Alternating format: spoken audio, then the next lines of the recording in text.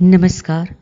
आप सुन रहे हैं कहानी एक तवायफ का खत। कहानीकार कृष्णचंद्र। पंडित जवाहरलाल नेहरू और कायदे आजम जिन्हा के नाम। मुझे उम्मीद है कि इससे पहले आपको किसी तवायफ का खत न मिला होगा। ये भी उम्मीद करती हूं कि आज तक आपने मेरी और इस कुमाश की दूसरी औरतों की सूरत भी न देखी होगी। ये भी जानती हूं कि आपको मेरा ये खत लिखना किस कदर मायूब है, और वो भी ऐसा खुला खत। मगर क्या करूं, हालात कुछ ऐसे हैं और इन दोनों लड़कियों का तकाजा इतना शदीद हो कि मैं ये खत लिखे बगैर नहीं रह सकती। ये खत मैं नहीं लिख रही हूं, ये खत मुझसे बेला और बतूल लिखवा रही है। मैं सिदके दिल से माफी चाहती हूं अगर मेरे खत में कोई फिक्र आपको नागवार गुजरे। उसे मेरी मजबूरी पर मालूम कीजिएगा। बेला और बतूल मुझसे ये खत क्यों लिखवा रही है? ये दोनों लड़कियां कौन है और उनका तकाजा इस कदर शदीद क्यों है? ये सब कुछ बताने से पहले मैं आपको अपने मुतालिक कुछ कहना चाहती हूं। घबराइए नहीं, मैं आपको अपनी घिनौनी जिंदगी की तारीख से आगाह नहीं करना चाहती। मैं ये भी नहीं बताऊंगी कि मैं कब और किन हालात में तवायफ बनी। मैं किसी शरीफाना जज्बे का सहारा लेकर आपसे किसी झूठे रहम की दरख्वास्त भी करने नहीं आई हूं। मैं आपके दर्दमंद दिल को पहचान कर अपनी सफाई में झूठा अफसाना मोहब्बत नहीं करना चाहती। इस खत के लिखने का मतलब ये नहीं है कि आपको तवाइफ के इशारों रमजुग से आगाह करूं। मुझे अपनी सफाई में कुछ नहीं कहना है। मैं सिर्फ अपने मुतालिक चंद ऐसी बातें बताना चाहती हूं जिनका आगे चलकर बेला और बतुल की जिंदगी पर असर पड़ सकता है। आप लोग कई बार बंबई आए होंगे। जिन्हा साहब ने तो बंबई को बहुत देखा हो, मगर आपने हमारा बाजार काहे को देखा होगा? जिस बाजार में मैं रहती हूं वो फारस रोड कहलाता है। फारस रोड, ग्रांट रोड और मदनपुरा के बीच में वाक़े है। ग्रांट रोड के इस पार लेमिंगटन रोड और ओपर हाउस और चौपाटी, मैरिन ड्राइवर और फोर्ट के इलाके हैं जहां बंबई के शुरफा रहते हैं। मदनपुरा में इस तरफ गरीबों की बस्ती है। फारस रोड इन दोनों के बीच में है ताकि अमीर और गरीब इससे यकसा मुस्तफिद हो सके। गौर फारस रोड फिर भी मदनपुरा के ज्यादा करीब है, क्योंकि नादारी में और तवाइफी में हमेशा बहुत कम फासला रहता है। ये बाजार बहुत खूबसूरत नहीं है, इसके मकीन भी खूबसूरत नहीं है। इसके बीचों बीच ट्राम की गड़गड़ाहट शबो रोज जारी रहती है। जहां भर के आवारा कुत्ते और लौंडे और शुद्धे और बेकार और जराइम पेशा मखलूक उसकी गालिया का तवाफ करती नजर आती है। लंगड़े, लूले, ओबाश, मतकोक, तमाशबिन, आतिश व सुजाक के मारे हुए काने, लुंजे, कोकिनबाज और जेब कतरे इस बाजार में सीना तान कर चलते हैं। गलीज होटल सिले हुए फुटपाथ पर मेले के ढेरों पर भिनभिनाती हुई लाखों मक्खियां लकड़ियों और कोयलों के अफसुरदा गोदाम, पेशावर दलाल और बासी हार बेचने वाले कोक शास्त्र और नंगी तस्वीरों के दुकानदार, चीन हजाम और इस्लामी हजाम और लंगोटे कसकर गालियां बकने वाले पहलवान, हमारी समाजी जिंदगी का सारा कूड़ा करकट आपको फारस रोड पर मिलता है। जाहिर है आप यहां क्यों आएंगे? कोई शरीफ आदमी इधर का रुख नहीं करता। शरीफ आदमी जितने हैं वो ग्रांट रोड के उस पार रहते हैं, और जो बहुत ही शरीक है वो मालबार हिल पर क़याम करते हैं। एक बार जिन्हा साहब की कोठी के सामने से गुजरी थी और वहां मैंने झुककर सलाम भी किया था। बतूल भी मेरे साथ थी। बतूल को आपसे इस कदर हकीकत है, उसको मैं कभी ठीक तरह से बयान न कर सकूंगी। खुदा और रसूल के बाद दुनिया में अगर वो किसी को चाहती है तो वो सिर्फ आप है।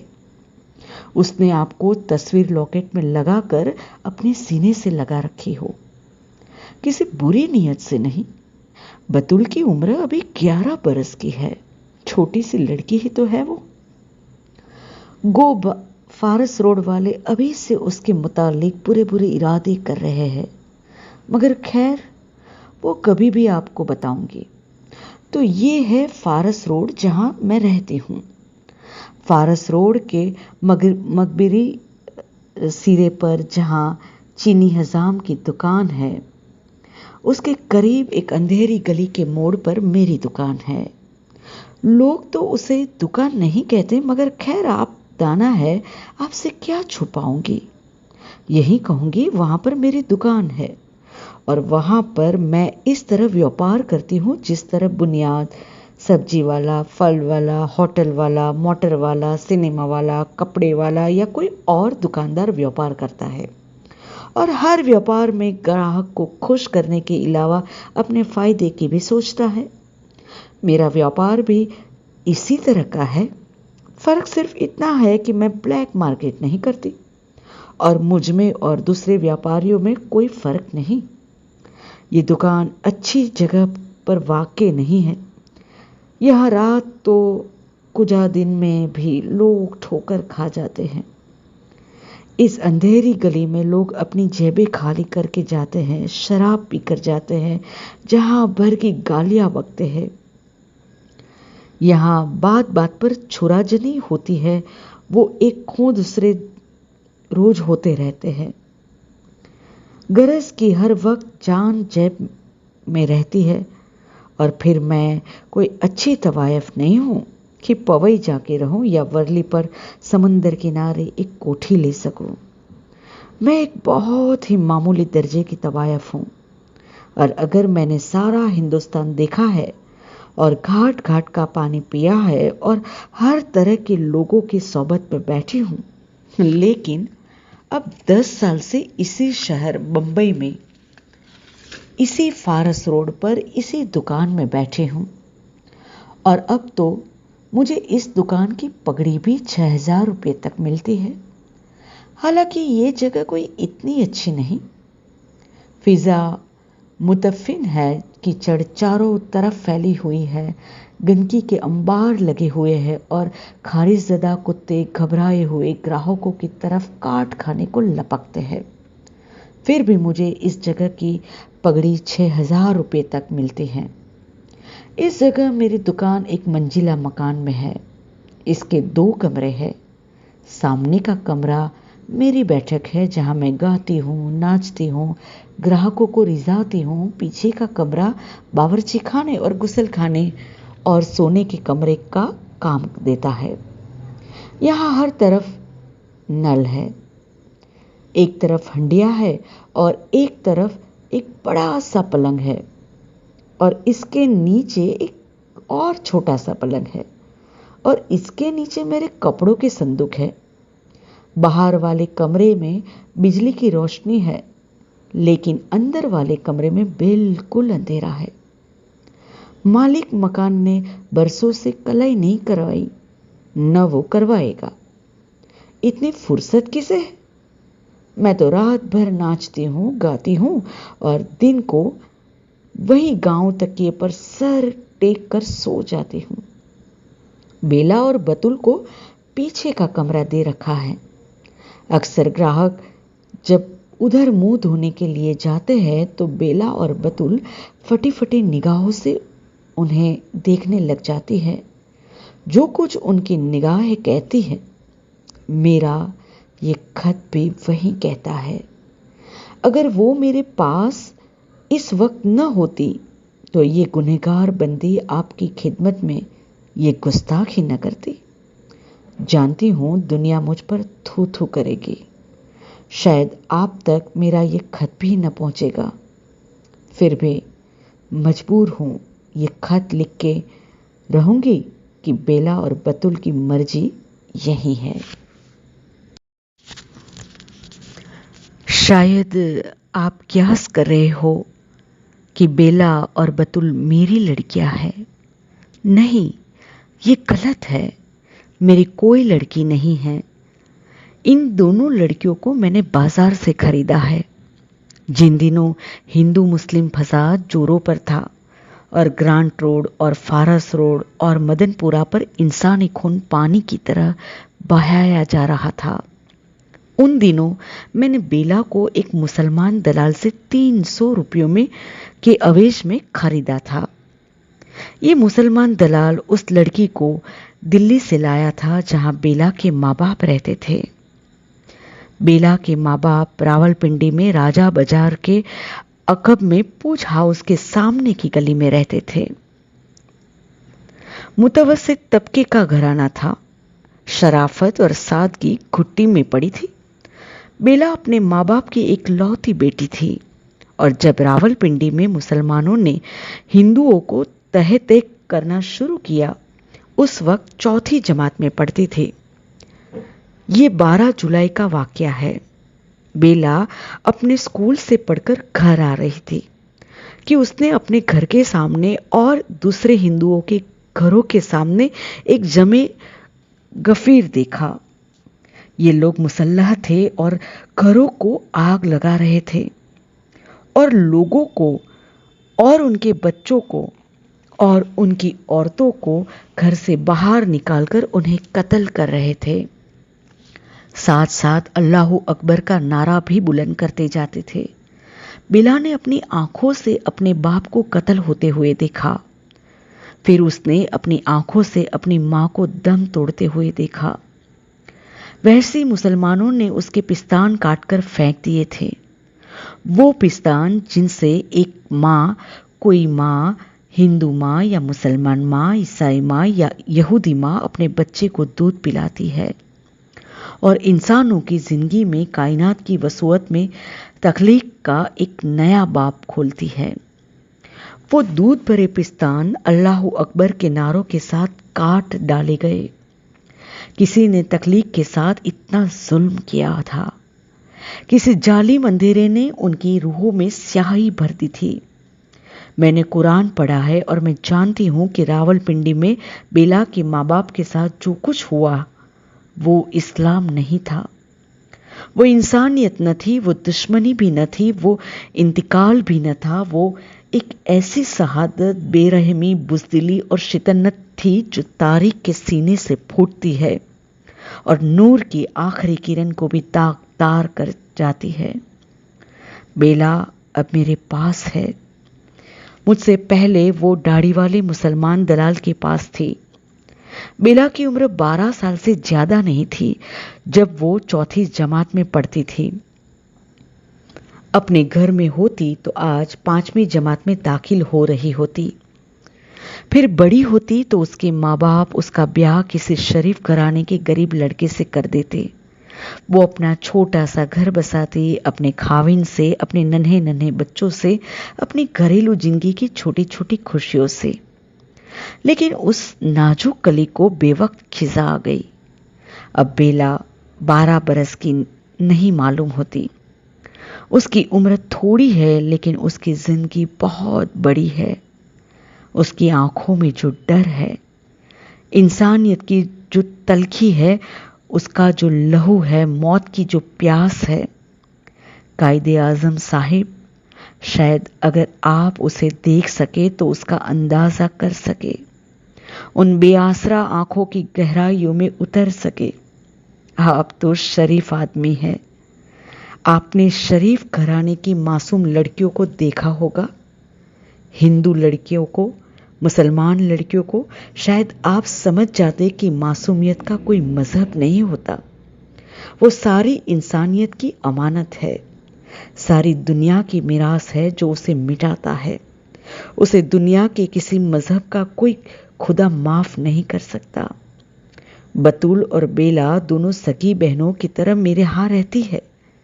बतुल और बेला सगी बहनें नहीं हैं। बतुल मुसलमान लड़की है, बेला ने हिंदू घर में जन्म लिया। आज दोनों फारस रोड पर एक रंडी के घर में बैठी है।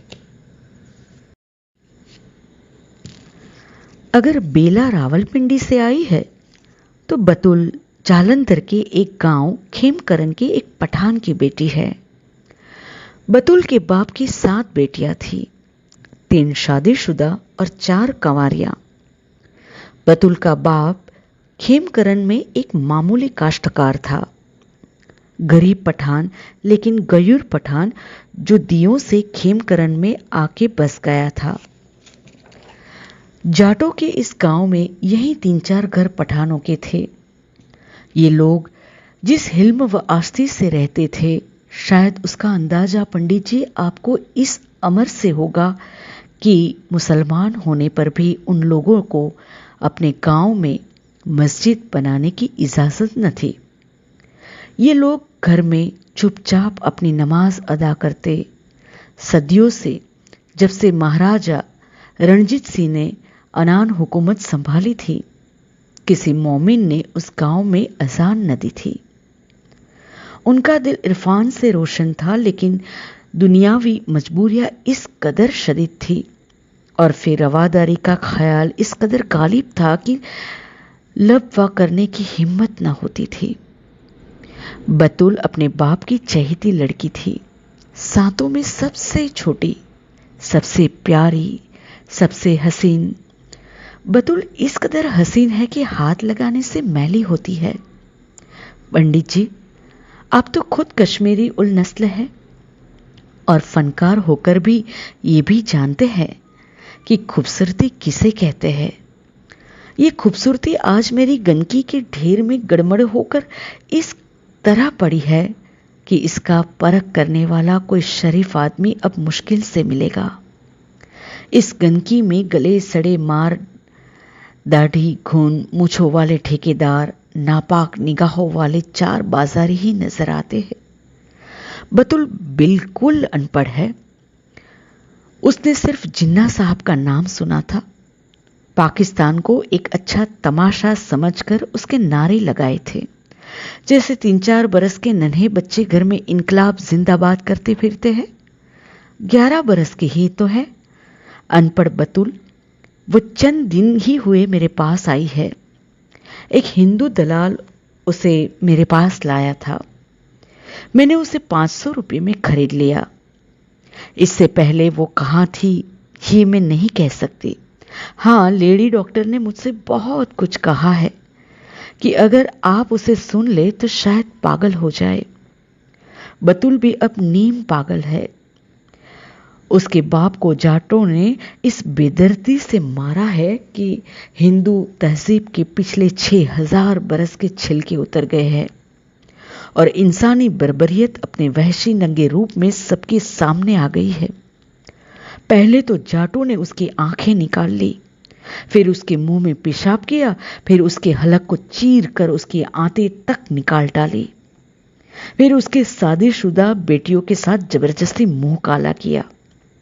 उसी वक्त उनके बाप की लाश के सामने रिहाना, मरजाना, सोहन, बेगम एक एक करके वैसे इंसान ने अपने मंदिर की मूर्तियों को नापाक किया। जिसने उन्हें जिंदगी अता की, जिसने उन्हें लोरियां सुनाई थी, जिसने उनके सामने शर्म और इज्जत से, पाकीज़गी से सर झुका दिया था, उन तमाम बहनों, बहुओं और माओं के साथ जना किया। हिंदू धर्म ने अपनी इज्जत खो दी थी, अपनी रवादारी तबाह कर दी थी, अपनी अजमत मिटा डाली थी। आज ऋग्वेद के हर मंत्र खामोश था। आज ग्रंथ साहिब का हर दोहा शर्मिंदा था। आज गीता का हर श्लोक जख्मी था। कौन है जो मेरे सामने अजंता की मुसव्विरी का नाम ले सकता है, अशोक के कतबे सुन सकता है, एलोरा के सनमजादों के गुन गा सकता है? बतुल के बेबस भींचे हुए होठों, उसकी बाहों पर वहशी दरिंदों के दांतों के निशान और उसकी भरी हुई टांगों की नाहम पारी में तुम्हारी अजंता की मौत है, तुम्हारे एलोरा का जनाजा है, तुम्हारी तहजीब का कफन है। आओ आओ, मैं तुम्हें इस खूबसूरती को दिखाऊं जो कभी बतुल थी, उस मुतफिन लाश को दिखाऊं जो आज बतुल है। जज्बे की रो में बहकर मैं बहुत कुछ कह गई। शायद ये सब मुझे न कहना चाहिए था। शायद इसमें आपकी सुबकी है, शायद इसमें ज्यादा नागवार बातें आपसे अब तक किसी ने न की हो, न सुनाई होगी। शायद आप ये सब कुछ नहीं कर सकते, शायद थोड़ा भी नहीं कर सकते। फिर भी हमारे मुल्क में आज़ादी आ गई है, हिंदुस्तान में और पाकिस्तान में, और शायद एक तवायफ को भी अपने रहनुमाओं को से पूछने का ये हक जरूर है कि अब बेला और बतुल का क्या होगा। बेला और बतुल दो लड़कियां हैं, दो कौमें हैं, दो तहजीबें हैं, दो मंदिर और मस्जिद है। बेला और बतुल आजकल फारस रोड की एक रंडी के यहाँ रहती है जो चीनी हजाम की बगल में अपनी दुकान का धंधा चलाती है। बेला और बतुल को यह धंधा पसंद नहीं। मैंने उन्हें खरीदा है। मैं चाहूं तो उनसे ये काम ले सकती हूं, लेकिन मैं सोचती हूं कि ये काम नहीं करूंगी जो रावलपिंडी और जालंधर ने उनसे किया है। मैंने उनसे अब तक फारस रोड की दुनिया से अलग थलग रखा है।